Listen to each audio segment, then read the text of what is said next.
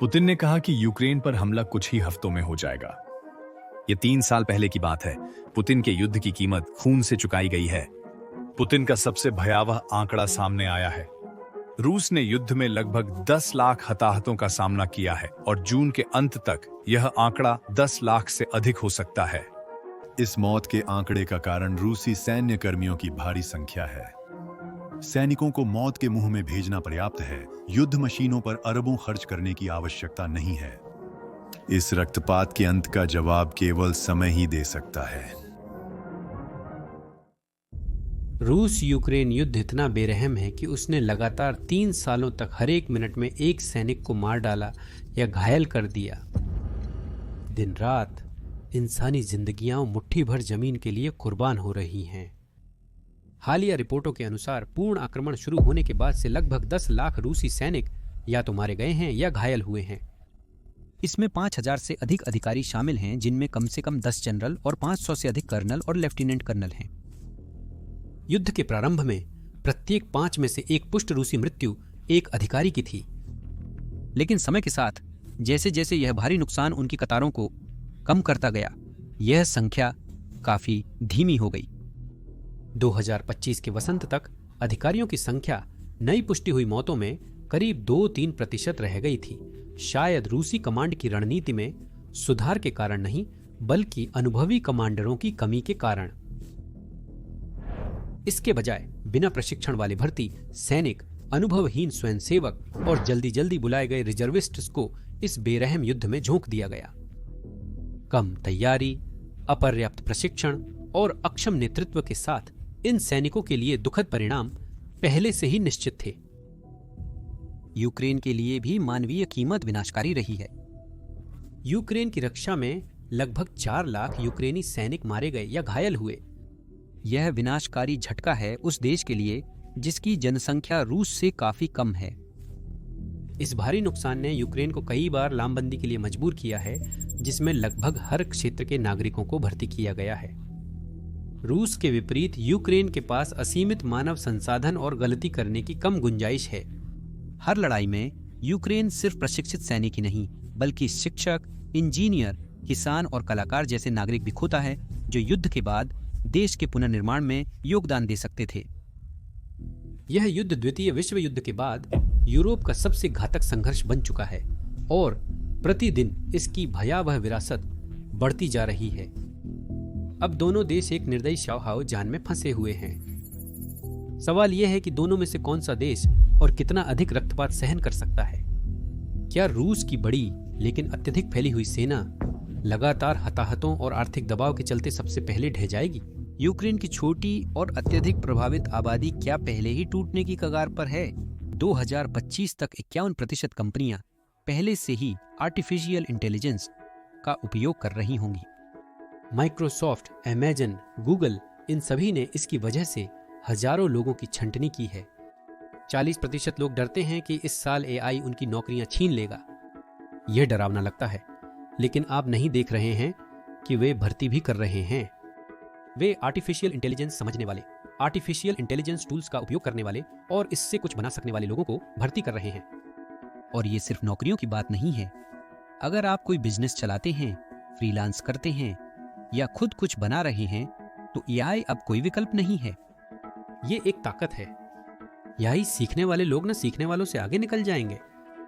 तो अगर आप आगे रहना, बेहतर लोग हायर करना और तेजी से निर्माण करना चाहते हैं, तो आज ही आर्टिफिशियल इंटेलिजेंस सीखना शुरू करें। मेरी सलाह है कि आप इस 2 दिवसीय आर्टिफिशियल इंटेलिजेंस ट्रेनिंग में शामिल हों, जो मात्र 16 घंटों में आपको एक शुरुआती से एक उन्नत आर्टिफिशियल इंटेलिजेंस पेशेवर बना देगी। इसकी कीमत $895 है, लेकिन मैंने आउटस्किल के साथ मिलकर अपने छात्रों के लिए 1000 फ्री सीट्स का इंतजाम किया है। यह वीकेंड शनिवार और रविवार को सुबह 11 बजे से शाम 7 बजे तक ईस्टर्न स्टैंडर्ड टाइम के अनुसार होगा। यह पूरी तरह से फ्री है, तो डिस्क्रिप्शन में दिए गए लिंक को ढूंढें और एक्सपायर होने से पहले अपनी सीट बुक कर लें। उनका 2 दिवसीय कार्यक्रम में 16 घंटे की लाइव ट्रेनिंग शामिल है, जो बिजनेस बेसिक्स के दर्शकों के लिए नेट शुल्क है। इस ट्रेनिंग में आप बहुत सारी मददगार चीजें सीखेंगे। 20 से ज्यादा अलग अलग एआई टूल्स से अपना पर्सनल टूल किट बनाना और बेहतर रिजल्ट्स के लिए प्रॉम्प्ट इंजीनियरिंग में महारत हासिल करना भी शामिल है। आप सीखेंगे कि बिना कोडिंग के डेटा विश्लेषण, एक्सेल में आर्टिफिशियल इंटेलिजेंस का उपयोग और आसानी से शानदार प्रेजेंटेशन कैसे बनाएं।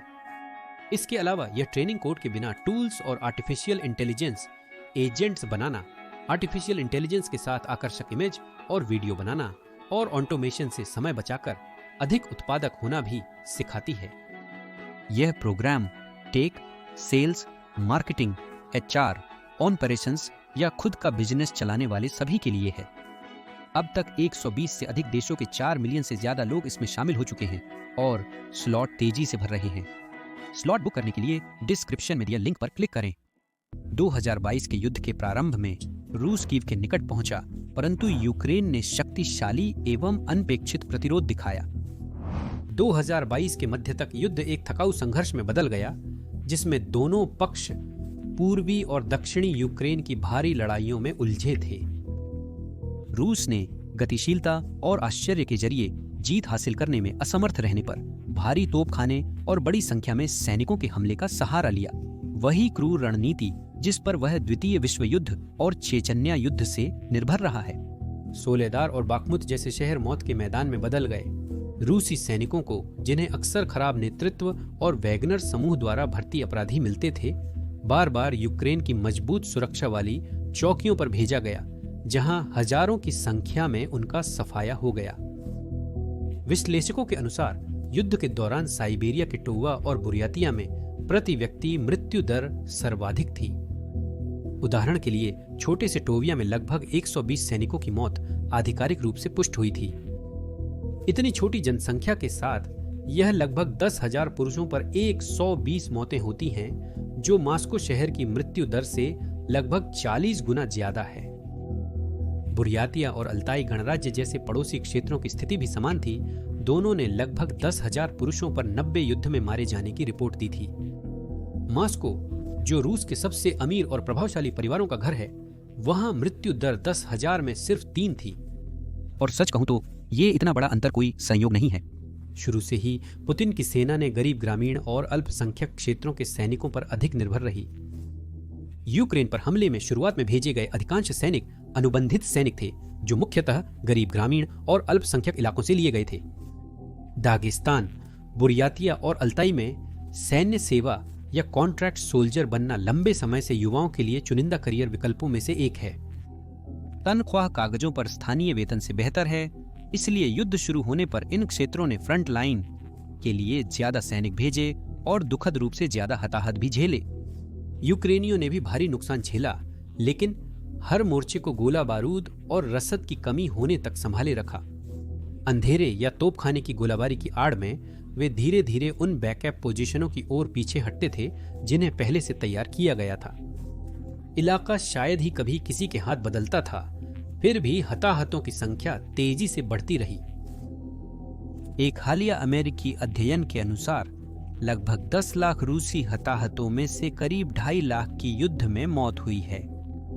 अगर इसे ऐतिहासिक संदर्भ में देखें तो यह संख्या 1980 के दशक में अफगानिस्तान में लगभग 10 साल की भीषण लड़ाई में रूस की कुल सैन्य मौतों, 1990 के दशक और शुरुआती 2000 के दशक में चेचन्या में 2 खूनी युद्धों और सीरिया, जॉर्जिया व अन्य जगहों पर कई छोटे संघर्षों में हुई मौतों को मिलाकर भी ज्यादा है।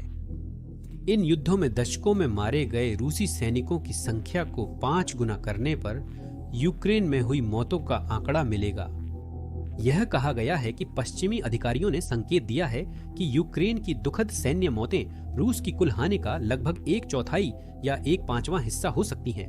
हालांकि इसकी कभी आधिकारिक पुष्टि नहीं हुई। कई लोगों ने कहा है कि उन्होंने चैनल को सब्सक्राइब किया है, लेकिन YouTube हमारे वीडियो की सिफारिश नहीं कर रहा है। खैर, मैंने इस बारे में YouTube से पूछा और YouTube के अनुसार आप में से 75% से भी ज्यादा लोग सब्सक्राइब नहीं किए हुए हैं। तो कृपया नीचे दिए गए लाइक बटन और सब्सक्राइब बटन को जरूर दबाएं। चलिए शुरू करते हैं। यूक्रेन की हानियां भले ही तुलनात्मक रूप से कम हैं, लेकिन कुल मिलाकर वे काफी विनाशकारी हैं। यूक्रेन के हजारों बहादुर रक्षक जो कीव, खार्किव, मैरोपोल और खेरसोन में डटे रहे, अब हमेशा के लिए चले गए हैं। बड़ी संख्या में लोग बुरी तरह घायल हुए, जिनमें से कई स्थायी रूप से विकलांग हो गए। रूस की तुलना में यूक्रेन की कम आबादी के कारण हर एक नुकसान का असर और भी गहरा होता है। रूस के लिए सहनीय नुकसान यूक्रेन के लिए विनाशकारी हो सकता है। जनसंख्या युद्ध में नियति है और यूक्रेन के पास बहुत कम गलती की गुंजाइश है। 2 साल की लगातार जंग के बाद 2024 तक यूक्रेन की युद्धकालीन आबादी घटकर लगभग 37 मिलियन रह गई थी। रूस की आबादी यूक्रेन से लगभग 4 गुना अधिक है, जो करीब 146 मिलियन है। ग्लोबल फायर पावर सर्वे 2024 के अनुसार यूक्रेन में सैन्य आयु के लगभग 19 मिलियन वयस्क हैं, जिनमें से करीब 15 मिलियन सक्रिय ड्यूटी के लिए स्वस्थ हैं। हर साल लगभग 4,18,000 यूक्रेनियन सैन्य सेवा की उम्र तक पहुंचते हैं। रूस की संभावित सैनिकों की संख्या लगभग 70 मिलियन है, जिनमें से 47 मिलियन चिकित्सकीय रूप से ड्यूटी के लिए फिट माने जाते हैं। प्रतिवर्ष 1.3 मिलियन युवा रूसी सैन्य आयु प्राप्त करते हैं। साथ ही रूस तत्काल लगभग 5 मिलियन प्रशिक्षित सैनिकों को तैनात कर सकता है और कुल मिलाकर 20 मिलियन तक की तैनाती कर सकता है। 3 साल के युद्ध के बाद भी पुतिन के धीमा पड़ने के कोई संकेत नहीं दिख रहे हैं, जैसा कि इस विशाल जनशक्ति से पता चलता है। वह रूस के विशाल मानव संसाधनों का उपयोग कर इस बर्बर संघर्ष को अनिश्चित काल तक जारी रखने के प्रति दृढ़ संकल्पित हैं। अंततः यदि प्रतिदिन लगभग 1000 रूसी सैनिकों की मृत्यु भी क्रेमलिन को नहीं रोक पाई है, तो क्या रोक सकता है?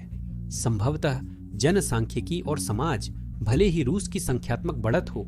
यूक्रेन की लगभग 37 मिलियन की तुलना में रूस की जनसंख्या 140 मिलियन से भी अधिक है, लेकिन पुतिन शायद अपनी सोच से कहीं ज्यादा बड़ा जोखिम उठा रहे हैं। युद्ध शुरू होने से पहले ही रूस की आबादी तेजी से बूढ़ी हो रही थी और घट रही थी, क्योंकि जन्म दर बहुत कम थी और जीवन प्रत्याशा खासकर पुरुषों में खतरनाक रूप से कम थी। युद्ध रूस की जनसांख्यिकी गिरावट को तेज कर रहा है। युवा और स्वस्थ पुरुषों में से दसियों हजार को या तो मार रहा है या गंभीर रूप से घायल कर समाज में योगदान देने लायक नहीं छोड़ रहा है। आज खोया गया कोई भी सैनिक कल एक मजदूर, पति या पिता के रूप में गैर हाजिर रहेगा। पुतिन का युद्ध रूस के भविष्य की प्रगति के लिए महत्वपूर्ण युवा पीढ़ी, शिक्षित और कुशल कामगारों तथा छात्रों के बीच बड़े पैमाने पर पलायन को बढ़ावा दे रहा है। सितंबर 2022 में पुतिन के आंशिक लामबंदी आदेश के बाद से 7 लाख से ज्यादा रूसी देश छोड़कर भाग गए हैं। कुछ स्वतंत्र अनुमान इस संख्या को 1 मिलियन के करीब बताते हैं। यूक्रेन की जनसांख्यिकी स्थिति अत्यंत गंभीर है, परंतु रूस से तुलना करना अप्रासंगिक है, क्योंकि यूक्रेन के हालात भिन्न हैं। रूस के विपरीत यूक्रेन युद्ध को अपनी शर्तों पर समाप्त करने की स्थिति में नहीं है। यूक्रेन केवल युद्ध नहीं, बल्कि अपने देश के अस्तित्व के लिए संघर्ष कर रहा है। यदि यूक्रेन हार जाता है तो वह सब कुछ गंवा देगा। देश जैसा हम जानते हैं, वह अस्तित्व में रहना बंद कर सकता है। यह बताता है कि भारी नुकसान के बावजूद यूक्रेन वासी इतनी बहादुरी से लड़ाई क्यों जारी रखते हैं। आज डोनेट्स्क से लेकर ल्विव तक हर यूक्रेनी किसी ऐसे व्यक्ति को जानता है जो युद्ध में घायल या मारा गया है। युद्ध ने सभी को प्रभावित किया है, चाहे वह युवा हो या वृद्ध, स्त्री या पुरुष। फिर भी अगर यूक्रेन जीतने में कामयाब होता है तो उनके पास अपना देश फिर से बनाने का कम से कम एक मौका होगा, भले ही इसका मतलब बिल्कुल शून्य से शुरू करना हो। फिलहाल जो समस्या हल नहीं हो पा रही है वह यह है कि यूक्रेन ने युद्ध शुरू होने के बाद 2022 में कई बार सैनिकों की भर्ती की है। लाखों यूक्रेनी अपने घरों की रक्षा के लिए तैयार हैं, परंतु कुशल और अनुभवी सैनिकों की संख्या सीमित है। 2024 तक यूक्रेन को 40 और 50 के दशक के उम्र दराज स्वयं सेवकों की भर्ती करनी पड़ी, जिन्हें सामान्यतः अग्रिम मोर्चे के लिए उपयुक्त नहीं माना जाता। 2022 में रूस के शुरुआती आक्रमण का बहादुरी से मुकाबला करने वाले अनुभवी सैनिकों की पेशेवर सेना या तो काफी हद तक नष्ट हो चुकी थी या फिर गंभीर रूप से कम हो गई थी। 2023 में उनकी टुकड़ियों को धीरे धीरे नए, कम अनुभवी, देशभक्ति से प्रेरित रंग रूटों से भरा गया, लेकिन उनके पास पर्याप्त युद्ध तैयारी नहीं थी। 2025 तक यूक्रेन की सेना एक नए रूप में लड़ रही है, जो युद्ध में तप चुकी है, लेकिन निरंतर लड़ाई से थकी हुई भी है। उनकी दृढ़ता ने उन्हें वैश्विक प्रशंसा दिलाई है, लेकिन सबसे मजबूत सेनाओं की भी अपनी सीमाएं होती हैं। यूक्रेनी जज्बे की वजह से रूस ने सीधे यूक्रेन की जनता और बुनियादी ढांचे को निशाना बनाना शुरू कर दिया। 2022 के अंत से रूस ने मिसाइल और ड्रोन हमलों की बौछार शुरू की, जो जानबूझकर नागरिक बुनियादी ढांचे को निशाना बना रही थी। यहां तक कि चेरनोबिल परमाणु संयंत्र के सुरक्षा गुंबद में भी एक खतरनाक छेद कर दिया। इन हमलों का पुतिन का एकमात्र उद्देश्य था आम यूक्रेनियों को इतना प्रताड़ित करना कि उनका मनोबल टूट जाए और वे प्रतिरोध करने की शक्ति खो दें। कुछ समय के लिए हालात वाकई बहुत खराब हो गए, खासकर 22-23 की सर्दियों में। लाखों यूक्रेनियों को हफ्तों तक बिना बिजली, बिना हीटर या बिना पानी के रहना पड़ा। सबसे बुरे समय में युद्ध पूर्व यूक्रेन की कुल जनसंख्या का लगभग 1/4 हिस्सा बड़े रूसी मिसाइल हमलों के बाद पूर्ण अंधकार में डूब गया था। अस्पतालों को जरूरी उपकरण बैकअप जनरेटर पर चलाने के लिए बुरी तरह जूझना पड़ा। ठंड, हादसों और जरूरी सेवाओं के ठप होने से लोग बीमार पड़े या उनकी मौत हुई जैसी दिल तोड़ने वाली खबरें भी आईं। फिर भी इन सब के बावजूद किसी तरह यूक्रेन की हिम्मत नहीं टूटी, बल्कि अगर कुछ हुआ तो वे और भी मजबूत हो गए। न्यूज ने अनवरत काम किया। बिजली घरों की मरम्मत उतनी ही तेजी से की जितनी तेजी से रूस उन्हें निशाना बना रहा था। लोगों ने अपने पास की थोड़ी बहुत गर्मी, बिजली और खाना पड़ोसियों के साथ बांटा। फिर भी रूस द्वारा नागरिक क्षेत्रों पर लगातार हमलों के भयावह परिणाम हुए। संयुक्त राष्ट्र के अनुसार पूर्ण पैमाने पर आक्रमण के बाद से 12,300 से ज्यादा यूक्रेनी नागरिकों की मौत हुई है, जिनमें कम से कम 650 बच्चे शामिल हैं।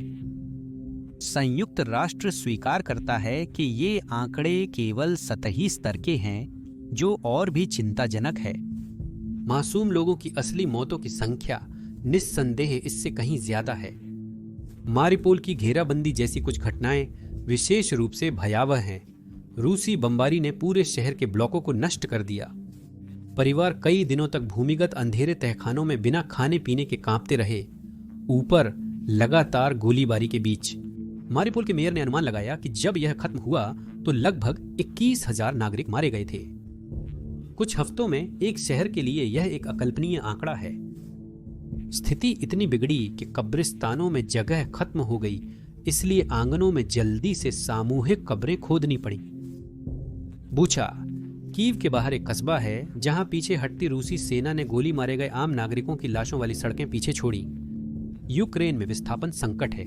संयुक्त राष्ट्र शरणार्थी एजेंसी के अनुसार देश की लगभग 1/4 आबादी, करीब 10.6 मिलियन लोग युद्ध के कारण अपने घरों से विस्थापित हुए हैं। लाखों लोग पोलैंड, जर्मनी और यूरोप के अन्य देशों में रह रहे हैं। वे सामान्य जीवन पाने और सुरक्षित रूप से घर लौटने का इंतजार कर रहे हैं। अंत में वहां मौन व अदृश्य पीड़ित हैं। आधुनिक युद्ध क्षेत्र चिकित्सा पहले से कहीं अधिक घायल सैनिकों की जान बचा रही है। हालांकि अधिकांश लोग इस विषय पर चर्चा नहीं करते। यद्यपि यह अच्छी बात है, परंतु इसका अर्थ है कि अब हजारों यूक्रेनियन जीवन बदल देने वाली चोटों से जूझ रहे हैं। 2023 के मध्य तक युद्ध शुरू होने के 1.5 साल बाद 20,000 से 50,000 यूक्रेनियन युद्ध में चोटों के कारण कम से कम एक अंग खो चुके थे। अगर तुलना करें तो यह संख्या लगभग उतनी ही है जितने अंगविहीन लोग ब्रिटेन या जर्मनी में पूरे प्रथम विश्व युद्ध के चारों भीषण वर्षों में थे।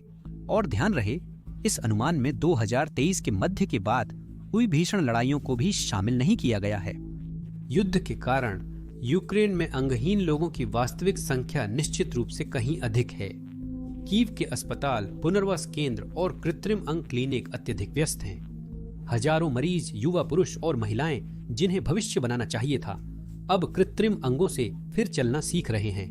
बिना हाथों के जीने और रोजमर्रा के बुनियादी कामों के लिए संघर्ष कर रहे हैं। इस विषम परिस्थिति में भी कई घायल सैनिकों ने भयंकर चोटों के बावजूद सक्रिय ड्यूटी पर लौटने और संघर्ष जारी रखने का संकल्प लिया है। इस बीच रूस यूक्रेन की तुलना में कहीं अधिक गंभीर और अमानवीय स्थिति का सामना कर रहा है। रूसी सैन्य चिकित्सा के भीतरी सूत्रों के मुताबिक रूस के कुल घायलों में से 60,000 से ज्यादा घायलों का कम से कम एक अंग काटना पड़ा है। फील्ड सर्जन बताते हैं कि उन्हें हर हफ्ते धमाके से जुड़े इतने गंभीर घाव मिलते हैं कि वे खुद को अक्सर स्वचालित रूप से अंग काटते पाते हैं, भले ही ऐसे घाव यूक्रेन या नाटो के अस्पतालों में इलाज और बचाए जा सकते हों। यूक्रेन की खुफिया सेवाओं द्वारा जारी की गई इंटरसेप्ट की गई बातचीतों ने कुछ रूसी अधिकारियों की क्रूर मानसिकता उजागर की है। अधिकारियों ने खुलेआम मेडिकल स्टाफ और फ्रंट लाइन सैनिकों को आदेश दिया है कि वे हेवीज को पीछे छोड़ दें, यानी वे सैनिक जो इतनी बुरी तरह घायल हैं कि खुद चल नहीं सकते, क्योंकि उन्हें उठाने से हमले की गति धीमी पड़ सकती है। मानवाधिकार संस्थाओं ने कई प्रत्यक्ष अनुभव दर्ज किए हैं जिनमें रूसी सैनिकों ने बताया कि घायल साथियों को छोड़ दिया गया और धीरे धीरे खून बहने के लिए अकेला छोड़ दिया गया। निकासी वाहन और चिकित्सा संसाधन अक्सर केवल अधिकारियों को ही मिलते हैं, जिससे आम सैनिकों को दर्दनाक मौत का सामना करना पड़ता है, जो बेहतर नेतृत्व में टाली जा सकती थी। जेल से भर्ती किए गए कुख्यात स्टॉर्म 6 इकाइयों के सैनिक सबसे बुरी तरह प्रभावित हुए हैं। इन इकाइयों में मुख्य रूप से अपराधी भरे होते हैं, जिन्हें सबसे बुरा व्यवहार झेलना पड़ता है, जिसकी कल्पना भी नहीं की जा सकती। यदि कोई घायल कैदी जीवित है तो कमांडर उसे आगे लड़ने का आदेश देते हैं। अगर वह हिल नहीं सकता या सांस नहीं ले सकता तो कमांडर उसे आसानी से लापता घोषित कर देते हैं, जिससे सेना उसके परिवार को मुआवजा देने से बच जाती है। रूस की भी मेडिकल व्यवस्था उतनी ही खराब है। रूस इस युद्ध में 200 से कम आधुनिक बख्तरबंद एम्बुलेंस के साथ शामिल हुआ था, जिनमें से अधिकांश युद्ध के पहले 6 महीनों में ही नष्ट हो गईं। आज भी बेसिक फ्रंटलाइन मेडिकल किट्स में साधारण टॉर्निकेट्स नहीं होते, जो नेटो सेनाओं में अनिवार्य और जीवन रक्षक हैं। फील्ड अस्पतालों में कुशल वैस्कुलर सर्जनों की कमी के कारण घायल अंगों को बचाने के बजाय जल्दी जल्दी काटना पड़ता है, जबकि यूक्रेन या नाटो के अस्पताल उन्हें आसानी से बचा सकते थे। अमेरिका और यूरोपीय संघ द्वारा भारी सहायता प्राप्त यूक्रेन अब नियमित रूप से युद्ध के मोर्चे पर portable negative pressure surgical theatre तैनात करता है और प्रायः घायल सैनिक की चोट के 6 घंटे के भीतर अंग बचाने वाली माइक्रो सर्जरी करता है। और यहां तक कि उन मामलों में भी जहां रूस किसी सैनिक की जान बचाने में कामयाब हो जाता है, उसके बाद जो होता है वह शायद और भी ज्यादा क्रूर होता है। पुनर्वास व्यावहारिक रूप से नहीं है। मार्च 2025 में सेंट पीटर्सबर्ग प्रोस्थेटिक्स इंस्टीट्यूट से एक निराशाजनक पत्र लीक हुआ था। वे रूसी रक्षा मंत्रालय से कार्बन फाइबर कृत्रिम अंगों के पुर्जों के लिए भीख मांग रहे थे। उन्होंने बताया कि सरकार द्वारा 2024 के लिए दिया गया बजट उनकी असली जरूरत का सिर्फ 15% ही पूरा करता है, जबकि यूक्रेन अपने घायल सैनिकों को लवीव के सुपर ह्यूमन सेंटर जैसे पश्चिमी वित्त पोषित अत्याधुनिक पुनर्वास केंद्रों में भेजता है, जहां उन्हें 3D प्रिंटेड सॉकेट्स, उन्नत मायो इलेक्ट्रिक हाथ और व्यापक पुनर्वास मुफ्त में मिलता है। रूस अपने सैनिकों का मानवीय इलाज करने में सक्षम है, पर रूसी नेतृत्व जानबूझकर ऐसा पैसे बचाने के लिए नहीं करता। पुतिन ने वादा किया था कि युद्ध में गंभीर रूप से घायल या मारे गए सैनिकों के परिवारों को 5 मिलियन रूबल का मुआवजा मिलेगा।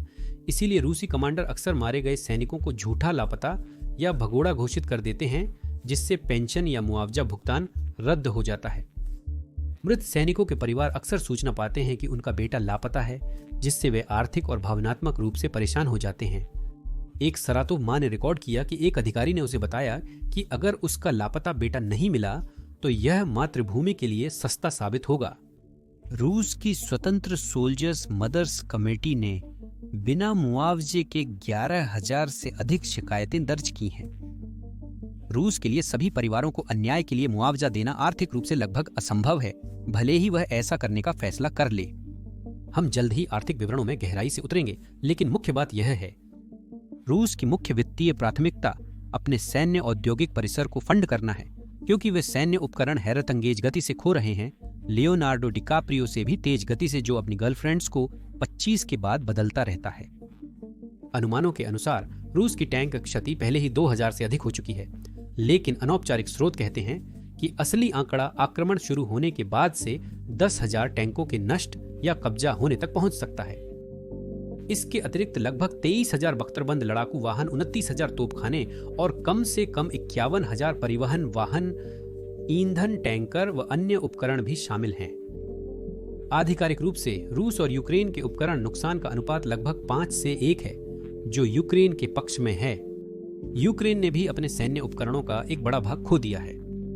फर्क यह है कि पश्चिमी सहयोगी लगातार इन नुकसानों की भरपाई के लिए आगे आ रहे हैं और अक्सर इन्हें नए और भी अधिक उन्नत हथियारों से बदल रहे हैं। सैन्य कर्मियों की तरह ही अब महत्वपूर्ण सवाल यह है कि किस पक्ष के पास पहले गोला बारूद और उपकरण समाप्त होंगे। आंकड़ों के अनुसार रूस ने यह युद्ध भारी मात्रा में भंडार के साथ प्रारंभ किया था। रूस ने सोवियत युग के कारखानों को फिर से खोल दिया है, जिससे बड़े पैमाने पर हथियार और गोला बारूद का उत्पादन किया जा सके। हालांकि कड़े अंतर्राष्ट्रीय प्रतिबंध रूस की उन्नत हथियारों और इलेक्ट्रॉनिक्स के लिए जरूरी हाईटेक वस्तुओं तक पहुंच को लगातार रोक रहे हैं। दूसरी ओर यूक्रेन का पश्चिमी देशों द्वारा दी गई गोला बारूद, ईंधन और उन्नत सैन्य उपकरणों पर पूरी तरह निर्भर होना पश्चिमी राजनीतिक समर्थन में कमी या डगमगाहट होने पर समस्या बन सकता है। युद्ध मशीनों पर दोनों पक्षों का भारी दबाव है। रूस पाबंदियों के बीच आत्मनिर्भरता बनाए रखने के लिए संघर्ष कर रहा है। वहीं यूक्रेन को इस खतरे का सामना करना पड़ रहा है कि उसकी जीवन रेखा यानी पश्चिमी समर्थन कम या खत्म हो सकता है।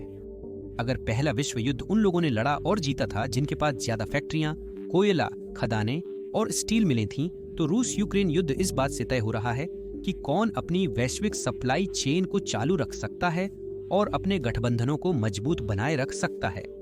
यह केवल किसके पास ज्यादा टैंक या मिसाइलें होने पर नहीं, बल्कि इस पर भी निर्भर करता है कि कौन उन्हें तीव्रता, कुशलता और दीर्घकालिक विश्वसनीयता से बदल सकता है। चलिए अब सीधे अर्थशास्त्र पर चर्चा करते हैं। रूस सरकार ने युद्ध मशीनरी चलाने हेतु भारी धनराशि का निवेश किया है। 2024 तक रूस का सैन्य खर्च उसके कुल जीडीपी का लगभग 6.7% तक पहुंच गया। यह राशि सोवियत संघ के शीत युद्ध खर्च के चरम के बाद से अब तक की सर्वाधिक है, जो चौंकाने वाली है। इस विशाल बजट का अधिकांश हिस्सा नए मिसाइल और टैंक बनाने, यूक्रेन द्वारा नष्ट किए गए हथियारों की जगह लेने, लाखों सैनिकों को खिलाने, भाड़े के सैनिकों को रखने, प्रचार अभियान चलाने और युद्ध की मशीनरी को बनाए रखने में खर्च हुआ है। युद्ध पर खर्च हुआ हर रूबल रूस के स्कूलों, अस्पतालों, सड़कों और अन्य नागरिक ढांचे पर खर्च करने के लिए 1 रूबल कम करता है। रूसी समाज पर दबाव महसूस होना शुरू हो गया है और हर जगह विरोध प्रदर्शन हो रहे हैं। हालांकि पुतिन की तानाशाही में क्रेमलिन ने फिलहाल अर्थव्यवस्था के पतन और जन विरोध को सीमित करने में सफलता पाई है। उन्होंने गरीब जातीय अल्पसंख्यकों और दूर दराज के क्षेत्रों को जबरन भर्ती कर यह हासिल किया, जिससे मॉस्को या सेंट पीटर्सबर्ग के अमीर और प्रभावशाली परिवारों को युद्ध के बुरे प्रभावों से बचाया गया। रूस की अर्थव्यवस्था अभी तक पूरी तरह से क्यों नहीं ढही है? इसका एक और बड़ा कारण यह है कि उसे अपने तेल और गैस की बिक्री से अब भी लगातार आय मिल रही है। युद्ध शुरू होने के बाद से रूस के संघीय बजट का आधे से अधिक हिस्सा तेल और गैस से आता रहा है। 2024 में कुछ समय के लिए यह आंकड़ा लगभग 60% तक पहुंच गया। पश्चिमी देशों द्वारा रूस पर लगाए गए कड़े प्रतिबंधों के कारण वे अब रूसी तेल नहीं खरीद रहे हैं, इसीलिए रूस ने पूर्व की ओर रुख कर लिया है। चीन और भारत प्रमुख खरीदार बने। 2024 तक रूस भारत का सबसे बड़ा तेल आपूर्तिकर्ता बन गया है, जो भारत के कुल कच्चे तेल आयात का लगभग 40% प्रदान कर रहा है, जबकि युद्ध से पहले यह 2% से भी कम था। चीन ने भी रूस से तेल की खरीदारी बढ़ाई है। 2025 तक चीन प्रतिदिन 2 मिलियन से अधिक बैरल रूसी तेल का आयात कर रहा था, जो युद्ध पूर्व स्तर से लगभग 2 गुना है। भारी बिक्री ने रूस को अपनी अर्थव्यवस्था को मुश्किल से सही रखने दिया है, भले ही वह वैश्विक बाजारों से अलग थलग और अधिकांश पश्चिमी देशों के साथ व्यापार पर प्रतिबंधित है। लेकिन रूस के कच्चे तेल का लगभग आधा निर्यात केवल भारत और चीन को जा रहा है, जो एक बड़ा जोखिम है। रूस कमजोर स्थिति में है। भारत और चीन अपनी ताकत का इस्तेमाल भारी कीमतों में कटौती की मांग करने के लिए करते हैं। रूस को अक्सर अपना तेल अंतर्राष्ट्रीय मूल्य से लगभग $30 प्रति बैरल सस्ता बेचना पड़ता है। ब्लूमबर्ग की एक रिपोर्ट के मुताबिक 2025 की शुरुआत में आई जबरन छूट रूस को सालाना अरबों डॉलर का नुकसान पहुंचा रही है, जो पैसा उसके युद्ध जारी रखने के लिए अहम है। परंतु रूस अपने ग्राहकों को खोना नहीं चाहता, इसलिए छूट देना उसके लिए आवश्यक है। भारत ने रूसी तेल पर निर्भरता कम करने के लिए मध्य पूर्व के आपूर्तिकर्ताओं के साथ बातचीत फिर से शुरू कर अपने तेल स्रोतों में विविधता लाने का संकेत दिया है। चीन की अर्थव्यवस्था वित्तीय समस्याओं, कमजोर औद्योगिक उत्पादन और घटती उपभोक्ता मांग से जूझ रही है। इससे यह अनिश्चित है कि क्या चीन भविष्य में भी बड़ी मात्रा में रियायती रूसी तेल खरीदता रहेगा। यूरोप या अन्य पश्चिमी देशों को तेल और गैस वापस बेचना अब संभव नहीं रहा है। साल 2025 में युद्ध से पहले की तुलना में यूरोपीय संघ को पाइपलाइन के जरिए निर्यात 80% से भी ज्यादा गिर गया। यूरोप ने अमेरिका, कतर व अन्य देशों से लिक्विफाइड नेचुरल गैस आयात शुरू कर दिया है, जिससे रूस अपने सबसे मुनाफे वाले ऊर्जा बाजार से स्थायी रूप से बाहर हो गया है। फरवरी 2025 में G7 और यूरोपियन यूनियन ने रूस के परिष्कृत पेट्रोलियम उत्पादों जैसे डीजल और जेट ईंधन पर कड़े प्रतिबंध लगाए, जिससे रूस के लिए खरीदार ढूंढना कठिन हो गया। रूस के रिफाइनिंग सेक्टर का मुनाफा, जो पहले अच्छा था, अब सीमित बाजार पहुंच और बढ़ती शिपिंग व बीमा लागतों से काफी घट गया है। ब्लूमबर्ग के मार्च 2025 के आंकड़ों के अनुसार रूस की जीवाश्म ईंधन आय युद्ध पूर्व स्तर से लगभग 40% गिर गई है, जिससे क्रेमलिन के बजट पर दबाव बढ़ा है। घरेलू स्तर पर भी रूस की अर्थव्यवस्था संघर्ष कर रही है। 2025 की शुरुआत तक महंगाई लगभग 12% थी और रूबल का मूल्य अस्थिर था। महंगाई से लड़ने और रूसी मुद्रा को समर्थन देने के लिए रूसी केंद्रीय बैंक को 2024 में कई बार ब्याज दरें बढ़ानी पड़ी, जो अंततः 15% तक पहुंच गईं। उच्च ब्याज दरों ने व्यापार, निवेश और उपभोक्ता खर्च को काफी प्रभावित किया। रूस की अर्थव्यवस्था 2024 में आधिकारिक तौर पर 3.5% सिकुड़ी, लेकिन निजी अर्थशास्त्रियों का मानना है कि वास्तविक नुकसान इससे कहीं अधिक है। इस बीच यह कहने की जरूरत नहीं है कि यूक्रेन की अर्थव्यवस्था पूरी तरह से तबाह हो चुकी है। 2022 में जब आक्रमण के शुरुआती महीने अत्यंत क्रूर थे, यूक्रेन की जीडीपी करीब 30% गिर गई। भारत ने आर्थिक पतन से बचाव किया, जिसका श्रेय अंतर्राष्ट्रीय सहायता और अनुकूलन की क्षमता को जाता है। व्यापारी युद्ध क्षेत्रों से पश्चिम की ओर तेजी से पलायन कर रहे थे। किसानों ने बमबारी से प्रभावित भूमि पर भी खेती जारी रखी और फैक्ट्रियों ने नागरिक वस्तुओं के उत्पादन से ड्रोन, कवच या अन्य सैन्य उपकरण बनाना शुरू कर दिया। इन सब ने पतन तो रोक दिया, लेकिन देश अभी भी वित्तीय जीवन रेखा पर टिका हुआ है। यूक्रेन के सहयोगी अमेरिका, यूरोपीय संघ, यूनाइटेड किंगडम, कनाडा, जापान हर साल अरबों डॉलर भेजना जारी रखते हैं। 2024 तक यूक्रेन के आधिकारिक आंकड़ों के अनुसार सरकारी बजट का लगभग आधा हिस्सा सीधे विदेशी सहायता से प्राप्त हुआ।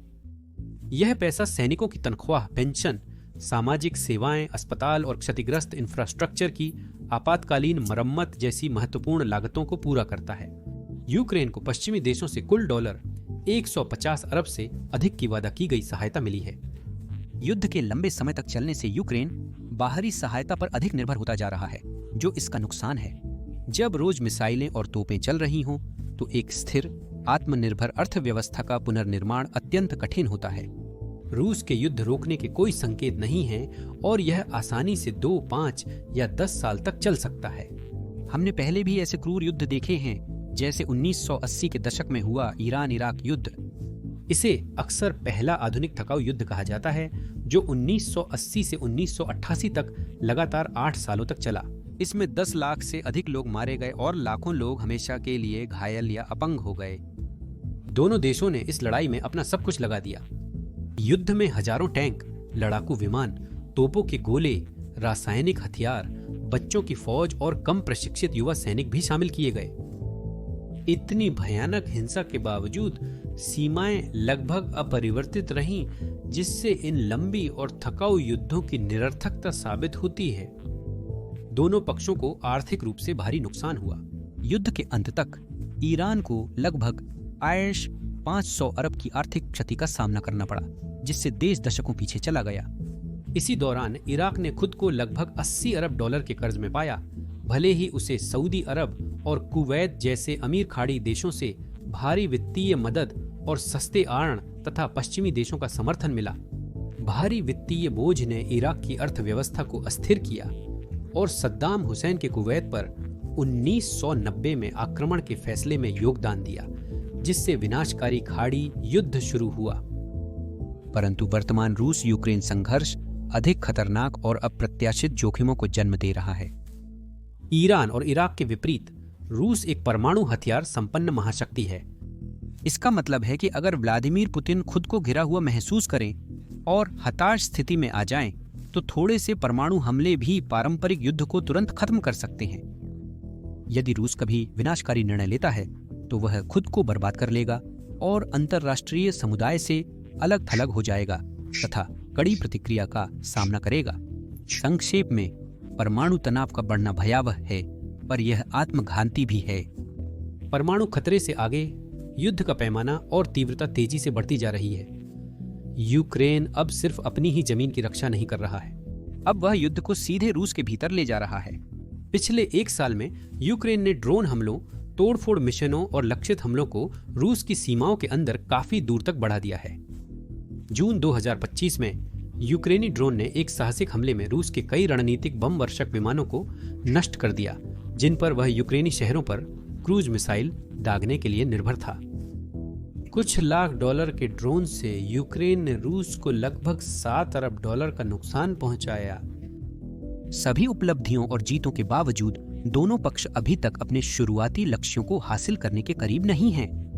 रूस यूक्रेन को निर्णायक रूप से हराने और उसके लोगों के प्रतिरोध को तोड़ने में विफल रहा है। यूक्रेन ने बावजूद अद्भुत बहादुरी और व्यापक पश्चिमी समर्थन के अभी तक अपने कब्जे वाले बड़े हिस्से को वापस लेने में सफलता नहीं पाई है। शांति वार्ताएं बार बार शुरू हुईं और टूट गईं, जिससे आक्रामक कार्रवाइयों, नागरिक अत्याचारों और बढ़ती हिंसा ने ढक लिया, जिससे दोनों पक्षों का युद्ध जारी रखने का संकल्प मजबूत हुआ। यूक्रेन के लिए बिना पूरी जमीन वापस लिए शांति समझौता स्वीकारना आत्मसमर्पण जैसा लगेगा। रूस के लिए आंशिक वापसी या समझौता भी अपमान और हार स्वीकार करने जैसा होगा। फिलहाल दाम सर्वाधिक हैं। यूरोप की पूरी सुरक्षा व्यवस्था, वह बुनियादी अंतर्राष्ट्रीय सिद्धांत कि कोई देश किसी दूसरे देश पर हमला करके उसकी जमीन नहीं छीन सकता, और सबसे बढ़कर करोड़ों लोगों की जिंदगियां और उनका भविष्य, सब कुछ दांव पर लगा है। संभवतः नया खेल परिवर्तक हथियार या नई युद्ध रणनीति इस संतुलन को बदल सकती है।